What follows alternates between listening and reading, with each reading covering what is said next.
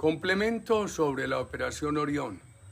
¿Por qué el petrosantismo miente y la JEP prevarica? Esta semana visité de nuevo la Comuna 13 de Medellín. Muchas gracias, querida comunidad. Aquí agrego a aquella intervención la mención de un libro que documenta cómo los paramilitares estaban allí desde 2000.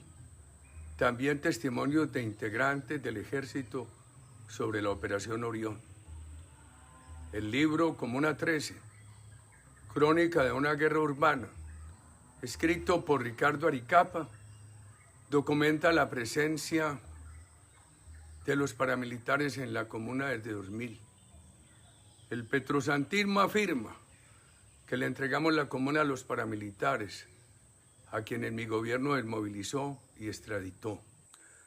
También presento el testimonio del soldado profesional, Juan Fernando Montoya, herido al entrar la operación. Relata la acción de los criminales y da cuenta de las municiones envenenadas con cianuro y estiércol. Nosotros llegamos al Salado, barrio El Salado, la Comuna 13. Tan pronto nosotros hicimos presencia, de inmediato somos atacados. A ráfagas de fusil, ametralladora. Así fueron recibidos los cerca de 1.500 militares que ingresaron en la madrugada del 16 de octubre de 2002 a la Comuna 13 de Medellín. La misión, expulsar de la zona a las milicias urbanas de las FARC, el ELN y los comandos armados del pueblo. Orión, como sería conocida la operación militar urbana más grande de la historia del país, se prolongó por 11 días. Durante los combates murieron 4 militares, 6 civiles y 6 milicianos, y hubo más de 200 heridos. Estamos pues peleando y yo estoy parado y de momento pues siento que me pegan los tiros y me desdoblo, quedo ya fuera de combate. Con el desplome llegó el fantasma de la muerte, y más en momentos en que algunas milicias le aplicaban cianuro y materia fecal a los proyectiles para hacer más daño. Ese fue mi gran temor en el momento, que los tiros no estuvieran ni cianurados ni tuvieran materia fecal. Y el otro era que no me hubiera reventado la vena. Salir de la zona no fue tan fácil como ingresar. De donde cayó en el barrio El Salado, lo debían sacar hasta San Michel, hasta donde podía llegar una tanqueta de la policía. Los compañeros conmigo hicieron una camilla improvisada con una puerta. Inclusive recuerdo que había un peluche viejo ahí, en un ranchito que había ahí abandonado de tablas, y me lo pusieron de almohada. Durante el recorrido saludó varias veces a la muerte. Fue tanto el temor que no podía no me salían las palabras. En el momento en que pensé, si el tiro está cianurado, hasta acá me llegó el cuartico de hora. Ya son 18 años de Montoya en el ejército. 2 de ellos se dedicó a la recuperación de los 2 disparos de fusil que recibió en la Operación Orión. En total le debieron practicar 4 cirugías, con una inserción de 2 plantinas y un injerto de hueso.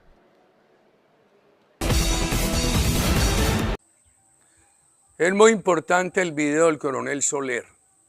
Da cuenta de la acción terrorista que esclavizaba a la Comuna 13. Las matanzas entre los criminales, FARC, ELN, paramilitares y de estos a la ciudadanía. Cadáveres depositados en la escombrera desde la época del narcotráfico. El sesgo de la JEP contra los militares la lleva a insinuar que fueron miembros del ejército quienes arrojaron cadáveres a la escombrera. Tal información debería ser individualizada y con pruebas. La JEP miente con su discurso político que llama el negacionismo rampante. Que allí se arrojaban cadáveres ha sido evidente desde 1978. Todavía en 2019 la comunidad pidió cerrar la escombrera porque seguían arrojando cadáveres. No es la JEP la que descubrió que allí se arrojaban cadáveres. También desinforma la JEP porque no es la primera vez que rescatan restos humanos. La publicación de la JEP que muestra un arreglo de prensa viejo por cierto, que compromete a mi hermano con el grupo criminal de los 12 apóstoles. A pesar de la sentencia reciente absolutoria, acredita su sesgo contra mi persona. Bueno, muy buenos días.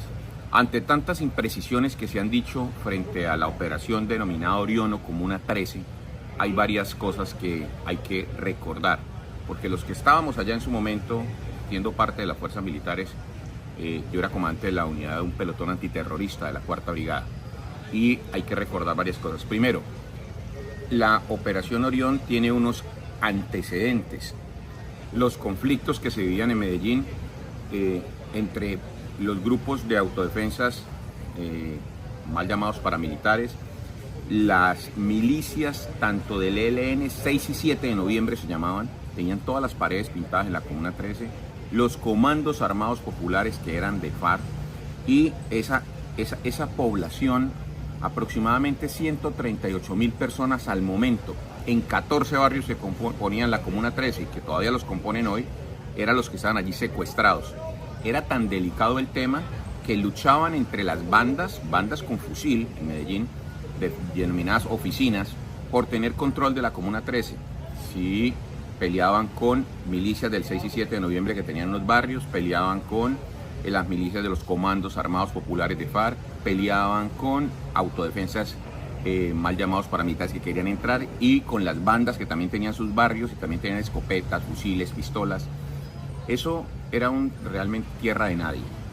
Las personas que vivían allí, 137.000 personas al momento de la operación, rogaban, imploraban y escribían cartas que firmaban los líderes al comandante de la 4ª Brigada, al presidente, a todo el mundo, para que se interviniera. ¿Por qué? Les cobraban por vivir, les cobraban arriendo por vivir allí, le cobraban a la señora que vendía arepitas en la esquina, le cobraban al señor que vendía paletas, al señor que vendía limón. Era una extorsión sistemática, tenían secuestrada a esta población, le tenían horario de entrada, le tenían horario de salida, se les reclutaban a los niños, abusaban de sus hijas. Esto era tierra de nadie. Entonces allí se planea una operación y los combates entre ellos eran fuertísimos. Venían de pelear, las estructuras estaban en confrontación en años anteriores por el control de esta comuna. Se había apoderado los comandos armados populares con fusiles y porque llegaron apoyos de Urabá. Todo está documentado. Habían apoyos del 6 y 7 de noviembre del ELN que tenían estructuras que venían de Anorí, y de ahí tenían sus hospitales para atender los heridos en su momento en los combates en las guerras rurales. Tenían entrada por la parte de encima, tenían controles, es una parte alta para el que no conoce, el que está arriba controla todo, y hombres encapuchados allí tenían el dominio. Habían muertos entre combates con las oficinas y las bandas, habían muertos entre las bandas, habían muertos entre el ELN con las FARC, habían muertos del ELN con autodefensas, habían muertos de autodefensas con FARC. Todos los días esta gente tenía que escuchar plomo como si fuera pólvora en diciembre, y sus hijos pequeños estaban expuestos a que se los llevaran y los reclutaran, y cuando se negaban los asesinaban. Allí los heridos los tiraban a la escombrera. Allá la escombrera es una mina de donde sacaban material de arrastre, y entonces fácil, pues las volquetas entraban y salían, allá tiraban a uno y volteaban tierra encima, y eso allá muertos hay de la guerra de Pablo Escobar, de las guerras entre las bandas. Todo este tema es un tema supremamente importante y supremamente claro, que allá no es por la Operación Orión. La Operación Orión fue legítima, contó con órdenes de allanamiento de fiscalía, contó con fotos, contó con individualización, contó con un planeamiento desde el Comando General. Es que quien entra allí, que entra rompiendo, son unidades de Fuerzas Especiales Antiterroristas Urbanas, AFEUR, creadas después de la toma del Palacio de Justicia, y trabajan a órdenes del Comando General de las Fuerzas Militares. Intervenían muchas veces por presidencia, vienen de Bogotá, y se presenta un planeamiento con apoyo de Fiscalía desde Bogotá, con apoyo de Procuraduría, no era regional, Bogotá, y órdenes de allanamiento con fiscales de terrorismo. Y pues obviamente allí se liberaron secuestrados, allí se liberaron personas que estaban asesinadas, y se recuperaron cadáveres, se liberaron toda la comuna, 130.000 personas estaban secuestradas, y esa es la realidad. Entonces lo que hace las Fuerzas Especiales Urbanas de la AFEUR, entran en combate. Allí fue asesinado el teniente Carlos Villegas, con balas untadas de cianuro y de heces. Ese fue el teniente, siendo paisa, él vino con las Fuerzas Especiales, era de Infantería Marina. 7 u 8 soldados fueron asesinados en lo que duró, los 30 días que duró la operación. Fueron heridos más de 20 soldados. Y entonces, ¿contra quién combatían? Pues contra las milicias, que estaban muy bien organizadas, en una estructura de inteligencia. Todo esto hay que decirlo para decir que sí, que en la Escombrera deben haber muertos. Como hay muertos en el Cauca, como hay muertos en la Uribe, como hay muertos en el cementerio en la Macarena, en las fosas comunes de la Macarena, como hay muertos de los juicios de revolucionarios, como hay muertos en el Valle del Cauca, como hay muertes en Río Frío, hacia la parte alta del Dobio, como hay muertos en toda Colombia, en el Pacífico colombiano, los cementerios de la FARC, como hay muertos en Argelia, en el Mango, en el Plateado. Todos estos combates son zonas de mucha confrontación entre grupos armados ilegales, pero allí yo veo que se concentran solo en las comunas de Medellín y en especial en Comuna 13, porque esto tiene un ambiente político, y hay que decirlo, hay que tener un ambiente político. A partir de mañana ofrezco los testimonios de todos los soldados, los oficiales que eran tenientes, capitanes, que se retiraron de coroneles. Hay que contarle a Colombia qué fue los combates que allí, y hay que ponerle el micrófono. Invito a las personas a poner el micrófono a los viejos de la comuna para que cuenten qué era lo que vivían ahí. Pero yo veo muy interesados en darle una manipulación a esto, en decir que es que allí lo único que hay son muertos de la Operación Orión. Falso, falso, de toda falsedad.